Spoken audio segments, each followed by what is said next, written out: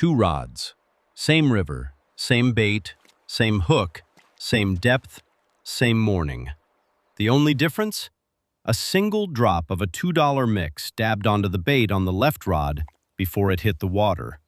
The right rod had nothing on it. Plain dough balls straight out of the bag. 5 minutes in, the left rod got hit 3 times in a row. The right rod sat dead still.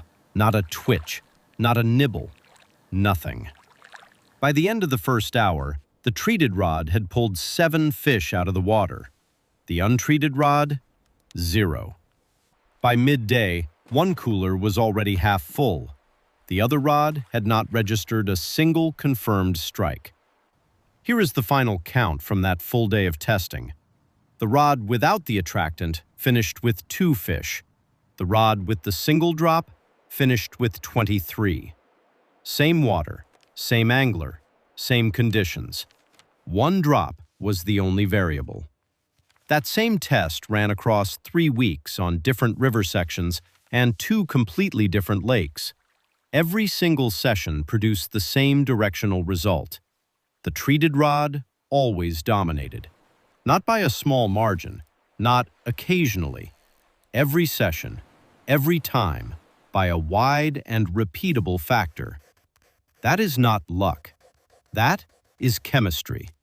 And by the end of this video, the formula will be yours. This is Forbidden Lures, where the real science behind why fish bite gets pulled out of the dark. Today's target? A secret that old-time anglers on the Mississippi and the Louisiana backwaters have been using for generations, long before modern tackle shops even existed. A $2 grocery store mix that consistently outperforms $30 bottles of high-tech synthetic attractant. What follows is a full breakdown of aquatic chemoreception, the fatal design flaw hiding inside every commercial scent bottle on the shelf, and a DIY bait hack built on real biochemistry. But there is a serious, potentially lethal danger hidden inside this mix if the preparation goes wrong. The exact scientific protocol to make it safely is covered step by step. This one is worth paying close attention to. Part 1. The multi-billion-dollar scent myth. How many of those little plastic bottles of liquid fish attractant have piled up in your tackle box over the years? The industry ships them globally at $20 to $30 a bottle. Each label promises a highly specific scent profile, a top-secret formulation designed for a single species. What none of those labels mention is that the active compounds they are desperately trying to replicate can be assembled in any home kitchen for under $3. The business model depends on one word: stability. A commercial scent has been sitting in a warehouse for months, sometimes years. That means it is a highly stable liquid that merely smells like something biological. But stability is the exact opposite of what triggers an actual feeding frenzy in the wild. Real, effective chemical signals come from active fermentation, not from dead, preserved synthetic liquids collecting dust on a shelf.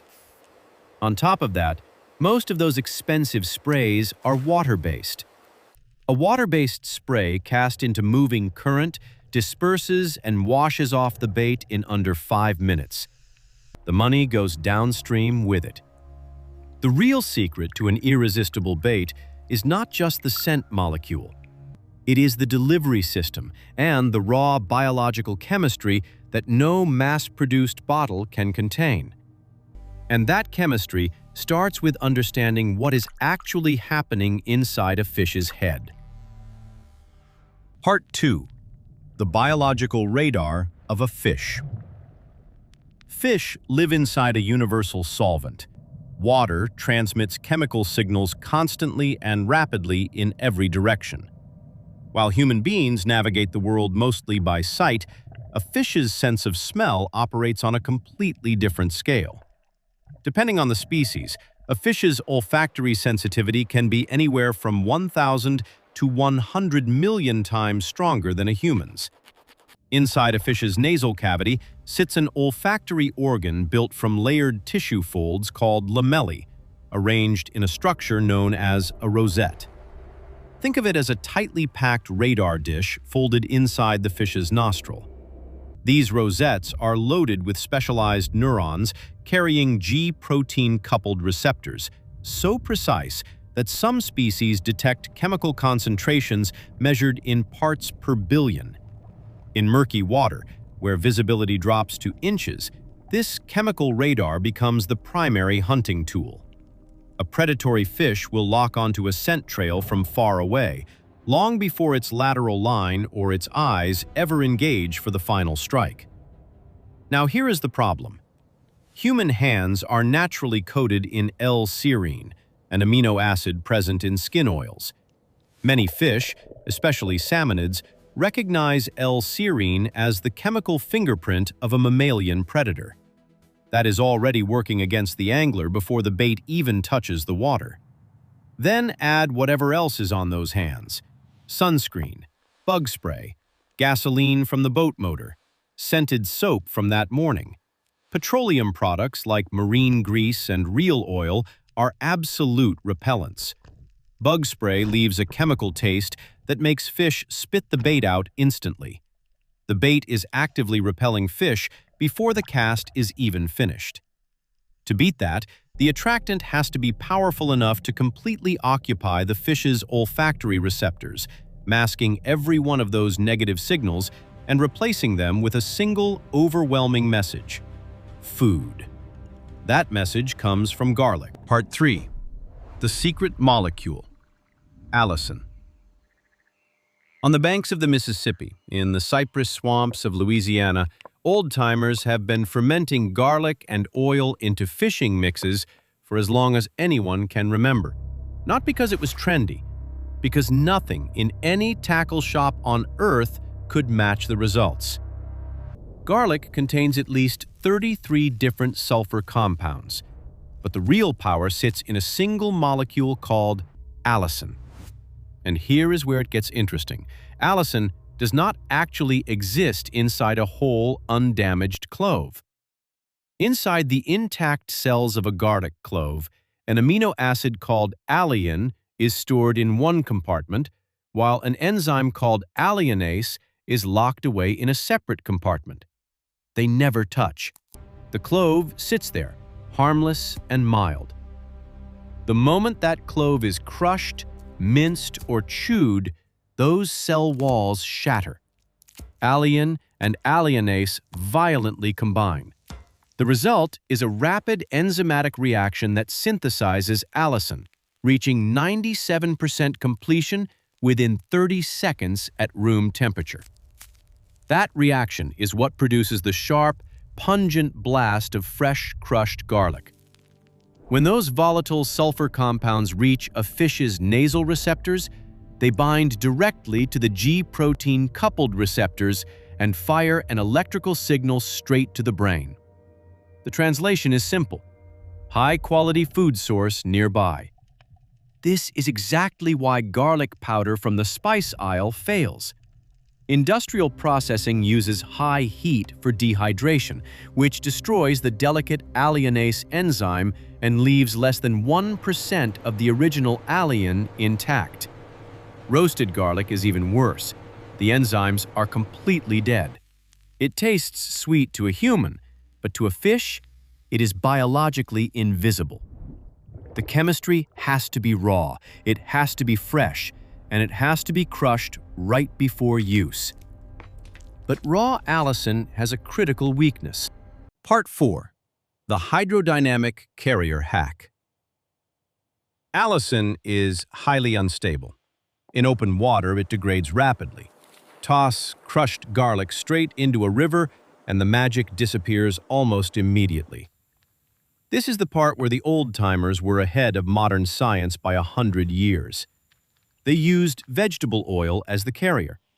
When crushed garlic ferments in vegetable oil, the oil extracts the potent organosulfur compounds and shields them from oxidative breakdown.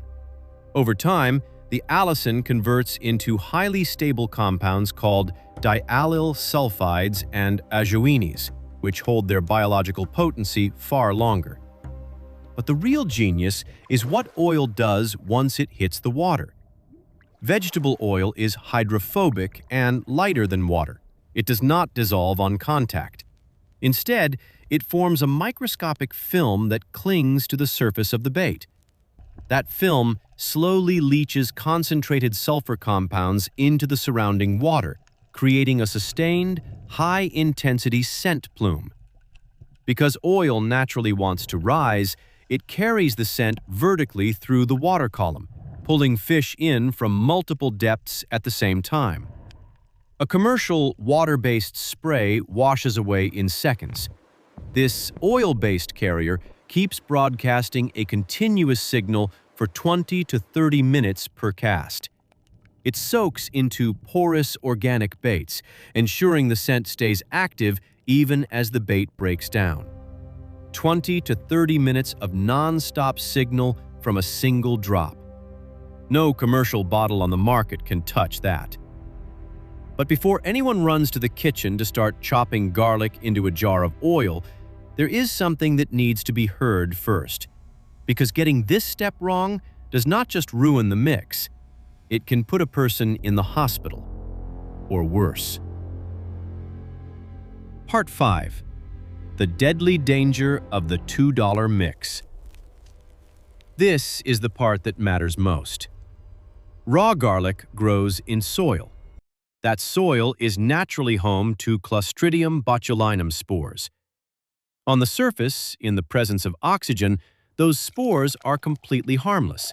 They sit dormant and do nothing. But the moment garlic is submerged in oil, the oxygen disappears. An anaerobic environment forms. Garlic is a low-acid food with a natural pH above 4.6. Combine that low acidity, that oxygen-free environment, and room temperature between 40 and 121 degrees Fahrenheit, and those dormant spores wake up. They germinate, multiply, and begin producing botulinum neurotoxin. This toxin is tasteless, it is odorless, it is invisible. There is no way to detect it without a lab. If that contaminated oil contacts an open cut while baiting a hook, or if a small amount is accidentally ingested, the result can be severe muscle paralysis, respiratory failure, and death. The commercial tackle industry legally has to use extreme heat or chemical inhibitors to prevent this, and that process destroys the raw biological attraction. That is the trade-off they are forced to make. It is not a conspiracy. It is a food safety constraint that wrecks the chemistry. But there is a scientific workaround. Research developed by food scientists at the University of Idaho showed that artificially lowering the pH of the garlic below 4.2 creates an environment where botulism spores absolutely cannot survive or germinate. That is exactly what the next section covers. Part 6. The safe, scientifically proven recipe.